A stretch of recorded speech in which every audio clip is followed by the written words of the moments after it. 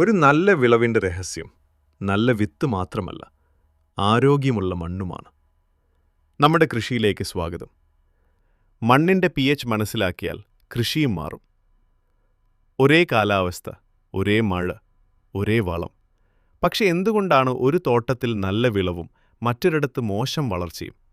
എന്തുകൊണ്ടാണ് വളം നൽകിയിട്ടും ചില ചെടികൾക്ക് അതിൻ്റെ ഗുണം ലഭിക്കാത്തത്? പ്രശ്നം വളത്തിലല്ല, പലപ്പോഴും പ്രശ്നം മണ്ണിലാണ്. അതിലുപരി മണ്ണിൻ്റെ pHലാണ്. ഇന്ന് നമുക്ക് മനസ്സിലാക്കാം കുമ്മായവും ഡോളോമൈറ്റും എന്താണ്, അവ തമ്മിലുള്ള വ്യത്യാസം എന്താണ്, എന്തുകൊണ്ടാണ് ഇടുക്കിയിലെ കർഷകർ ഇവയെക്കുറിച്ച് അറിയേണ്ടത്. ഒരു മനുഷ്യൻ്റെ ശരീരത്തിന് രക്തം എത്ര പ്രധാനമാണോ, ഒരു ചെടിക്ക് അത്രയും പ്രധാനമാണ് ആരോഗ്യമുള്ള മണ്ണ്. എന്നാൽ മണ്ണ് ആരോഗ്യമാണോ എന്ന് എങ്ങനെ അറിയാം? അതിന് നിരവധി സൂചനകളുണ്ട്. അതിലേറ്റവും പ്രധാനപ്പെട്ട ഒന്നാണ് pH. pH എന്നത് പവർ ഓഫ് ഹൈബ്രജൻ എന്ന ശാസ്ത്രീയ പദത്തിൽ നിന്നാണ് വന്നത്. വളരെ ലളിതമായി പറഞ്ഞാൽ, ഒരു മണ്ണ് എത്രമാത്രം അമ്ല സ്വഭാവമുള്ളതാണ് അല്ലെങ്കിൽ എത്രമാത്രം ക്ഷാര സ്വഭാവമുള്ളതാണ് എന്നറിയിക്കുന്ന അളവാണ് pH. pH ഈ വാക്ക് കേൾക്കുമ്പോൾ ആദ്യം മനസ്സിൽ വരുന്നത് മണ്ണായിരിക്കും. പക്ഷേ യഥാർത്ഥത്തിൽ pH മണ്ണിൽ മാത്രമല്ല. നാം കുടിക്കുന്ന വെള്ളത്തിനും pH ഉണ്ട്. മീൻ വളർത്തുന്ന കുളത്തിലെ വെള്ളത്തിനും pH ഉണ്ട്. നമ്മുടെ രക്തത്തിനും pH ഉണ്ട്. നമ്മുടെ ആമാശയത്തിന് ദഹനരസത്തിനും pH ഉണ്ട്. ചില ഭക്ഷണങ്ങൾ അമ്ലീയവും ചിലത് ക്ഷാരസ്വഭാവമുള്ളതുമാണ്. അതായത് pH പ്രകൃതിയിലെ മിക്ക ജീവജാലങ്ങളെയും സ്വാധീനിക്കുന്ന ഒരു അടിസ്ഥാന അളവുകോലാണ്. മത്സ്യകൃഷിയിൽ വെള്ളത്തിൻ്റെ pH തെറ്റിയാൽ മീനുകൾക്ക് പ്രശ്നം വരും. മനുഷ്യ ശരീരത്തിൽ രക്തത്തിൻ്റെ pH മാറിയാൽ ആരോഗ്യത്തിന് ഗുരുതരമായ പ്രശ്നങ്ങൾ വരും. അതുപോലെ തന്നെ കൃഷിയിൽ മണ്ണിൻ്റെ pH ശരിയായില്ലെങ്കിൽ മണ്ണിൽ പോഷകങ്ങൾ ഉണ്ടായിരുന്നാലും ചെടിക്ക് അവ ഫലപ്രദമായി ഉപയോഗിക്കാൻ ബുദ്ധിമുട്ടുണ്ടാകും. pH സ്കെയിൽ 0 നിന്ന് 14 വരെ നീളുന്നു. 7 എന്നത് ന്യൂട്രൽ, 7-ൽ താഴെയാണെങ്കിൽ അസിഡിക്, 7-ൽ മുകളിലാണെങ്കിൽ ആൽക്കലൈൻ. കേരളത്തിലെ പല പ്രദേശങ്ങളിലെയും മണ്ണ്, പ്രത്യേകിച്ച് മഴ കൂടുതലുള്ള മലനിരകളിൽ അമ്ല സ്വഭാവമുള്ളതായിരിക്കും. എന്നാൽ ഒരു കാര്യം പ്രത്യേകം ഓർക്കണം, ഓരോ സ്ഥലത്തെയും pH ഒരുപോലെയല്ല. ഒരേ പഞ്ചായത്തിലെ 2 കൃഷിയിടങ്ങൾക്ക് പോലും വ്യത്യസ്ത pH ഉണ്ടായിരിക്കാം. അതുകൊണ്ടാണ് സോയിൽ ടെസ്റ്റ് അത്രയും പ്രധാനമാകുന്നത്. ഒരു തെറ്റിദ്ധാരണ പലർക്കുമുണ്ട്. വളം നൽകിയാൽ ചെടിക്ക് അത് ലഭിച്ചു കഴിഞ്ഞു എന്നാണ് കരുതുന്നത്. എന്നാൽ യാഥാർത്ഥ്യം അതല്ല. മണ്ണിൽ വളമുണ്ടെങ്കിലും pH വളരെ കുറവാണെങ്കിൽ ചില പോഷകങ്ങൾ ചെടിക്ക് ലഭിക്കാത്ത രൂപത്തിലേക്ക് മാറും. അതായത് ഭക്ഷണം വീട്ടിലുണ്ടെങ്കിലും അത് കഴിക്കാൻ കഴിയാത്ത അവസ്ഥ പോലെയാണ്. ഫലം, ചെടി വളരുന്നില്ല. ഇലകൾ മഞ്ഞ നിറമാകാം, വേരുകളുടെ വളർച്ച കുറയാം, വിളവ് കുറയാം. ചിലപ്പോൾ കർഷകൻ വീണ്ടും വളം വാങ്ങും. പക്ഷേ പ്രശ്നം വളമല്ല, pH ആണ്. മണ്ണിൻ്റെ pH വളരെ ഉയരുമ്പോൾ മറ്റൊരു പ്രശ്നമാണ് ഉണ്ടാകുന്നത്. ഇരുമ്പ്, സിങ്ക്, മാംഗനീസ് പോലുള്ള സൂക്ഷ്മ പോഷകങ്ങൾ മണ്ണിലുണ്ടെങ്കിലും ചെടിക്ക് അവ ലഭിക്കാതെ വരാം. അതിൻ്റെ ലക്ഷണമായി പുതിയ ഇലകൾ മഞ്ഞ നിറമാകാം.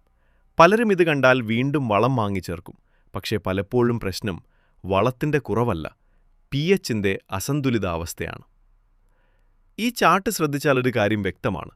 എല്ലാ പോഷകങ്ങൾക്കും ഒരേ pHൽ പരമാവധി ലഭ്യതയില്ല. ചിലത് അമ്ലമണ്ണിൽ കൂടുതൽ ലഭ്യമാണ്, ചിലത് ക്ഷാരമണ്ണിൽ കുറയുന്നു. എന്നാൽ ഭൂരിഭാഗം കാർഷിക വിളകൾക്കും ആവശ്യമായ പ്രധാന പോഷകങ്ങൾ ഏറ്റവും നന്നായി ലഭിക്കുന്നത് ഏകദേശം pH 6 മുതൽ 7 വരെയുള്ള പരിധിയിലാണ്. അതുകൊണ്ടാണ് pH ശരിയായി നിലനിർത്തുന്നത് അത്രയും പ്രധാനമാകുന്നത്. ഇവിടെയാണ് കർഷകർ ഏറ്റവും കൂടുതൽ കേൾക്കുന്ന 2 പേരുകൾ വരുന്നത്: കുമ്മായം, ഡോളോമൈറ്റ്. പലരും ഇവ രണ്ടും ഒരേ സാധനമാണെന്ന് കരുതുന്നു. ചിലർ പറയുന്നത് ഡോളോമൈറ്റാണ് നല്ലത്, ചിലർ പറയുന്നത് കുമ്മായം മതി. യഥാർത്ഥത്തിൽ ഏതാണ് ശരി? ഉത്തരം: രണ്ടും ശരിയാകാം, രണ്ടും തെറ്റാകാനും സാധ്യതയുണ്ട്. കാരണം ഏതുപയോഗിക്കണമെന്നത് നിങ്ങളുടെ മണ്ണിൻ്റെ അവസ്ഥയെ ആശ്രയിച്ചിരിക്കുന്നു. കുമ്മായവും ഡോളോമൈറ്റും പ്രകൃതിയിൽ നിന്ന് ലഭിക്കുന്ന ധാതുക്കളാണ്. കുമ്മായം എന്ന പേര് കേൾക്കുമ്പോൾ പലർക്കും ഓർമ്മ വരുന്നത് വീടിന് വെള്ളപൂശാൻ ഉപയോഗിക്കുന്ന ചുണ്ണാമ്പാണ്. എന്നാൽ കൃഷിയിൽ ഉപയോഗിക്കുന്ന കുമ്മായത്തിൻ്റെ ലക്ഷ്യം മറ്റൊന്നാണ്. ഇതൊരു വളമല്ല, അതുപോലെ ഒരു കീടനാശിനിയുമല്ല. മണ്ണിൻ്റെ രാസസ്വഭാവം മെച്ചപ്പെടുത്താൻ ഉപയോഗിക്കുന്ന സോയിൽ അമെൻഡ്മെൻറ്റ് അഥവാ മണ്ണ് മെച്ചപ്പെടുത്തുന്നൊരു വസ്തുവാണ് കാർഷിക കുമ്മായം. അമ്ലമണ്ണിൽ ഹൈഡ്രജൻ അയോണുകളുടെ അളവ് കൂടുതലായിരിക്കും. അതാണ് മണ്ണിനെ അമ്ലസ്വഭാവമുള്ളതാക്കുന്നത്. കുമ്മായം മണ്ണിൽ ചേർക്കുമ്പോൾ അത് ഈ അമ്ലത കുറയ്ക്കാൻ സഹായിക്കുന്ന രാസപ്രവർത്തനങ്ങളിൽ പങ്കെടുക്കുന്നു. അതിൻ്റെ ഫലമായി മണ്ണിൻ്റെ pH ക്രമേണ ഉയരുന്നു.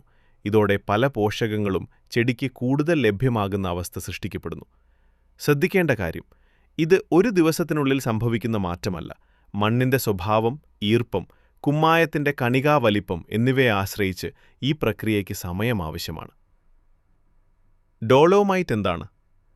ഡോളോമൈറ്റും പ്രകൃതിയിൽ നിന്ന് ലഭിക്കുന്ന ഒരു ധാതുവാണ്. ആദ്യ നോട്ടത്തിൽ ഇത് കുമ്മായം പോലെയായിരിക്കും തോന്നുക. എന്നാൽ ഇതിൻ്റെ ഏറ്റവും വലിയ പ്രത്യേകത, ഇതിൽ കാൽസ്യത്തോടൊപ്പം മഗ്നീഷ്യവും അടങ്ങിയിരിക്കുന്നു. മഗ്നീഷ്യം ഇത്ര പ്രധാനമായതെന്തുകൊണ്ട്? ചെടിയുടെ ഇലയ്ക്ക് പച്ച നിറം നൽകുന്ന ക്ലോറോഫിൽ എന്ന വർണ്ണകത്തെക്കുറിച്ച് നിങ്ങൾ കേട്ടിട്ടുണ്ടാവും. ഈ ക്ലോറോഫിലിൻ്റെ ഘടനയിൽ മഗ്നീഷ്യത്തിന് വളരെ പ്രധാനപ്പെട്ട സ്ഥാനമുണ്ട്. അതിനാൽ മഗ്നീഷ്യത്തിൻ്റെ കുറവുണ്ടായാൽ ഇലകളുടെ പച്ചപ്പ് കുറയുകയും പ്രകാശ സംശ്ലേഷണത്തിൻ്റെ കാര്യക്ഷമതയെ ബാധിക്കുകയും ചെയ്യാം. അതുകൊണ്ടാണ് മഗ്നീഷ്യം കുറവുള്ള മണ്ണുകളിൽ ഡോളോമൈറ്റ് ഉപയോഗിക്കുന്നത് പലപ്പോഴും ഗുണകരമാകുന്നത്. ഇപ്പോൾ വരെ കണ്ട വിവരങ്ങൾ ചുരുക്കിയാൽ, കുമ്മായവും ഡോളോമൈറ്റും രണ്ടും അമ്ലമണ്ണിൻ്റെ pH ഉയർത്താൻ സഹായിക്കുന്നു. എന്നാൽ കുമ്മായം പ്രധാനമായും കാൽസ്യം നൽകുന്നു. ഡോളോമൈറ്റ് കാൽസ്യത്തോടൊപ്പം മഗ്നീഷ്യവും നൽകുന്നു. അതുകൊണ്ട് ഏത് തിരഞ്ഞെടുക്കണമെന്നത് മണ്ണിലെ മഗ്നീഷ്യത്തിൻ്റെ അളവും വിളയുടെ ആവശ്യകതയും പരിഗണിച്ചായിരിക്കണം.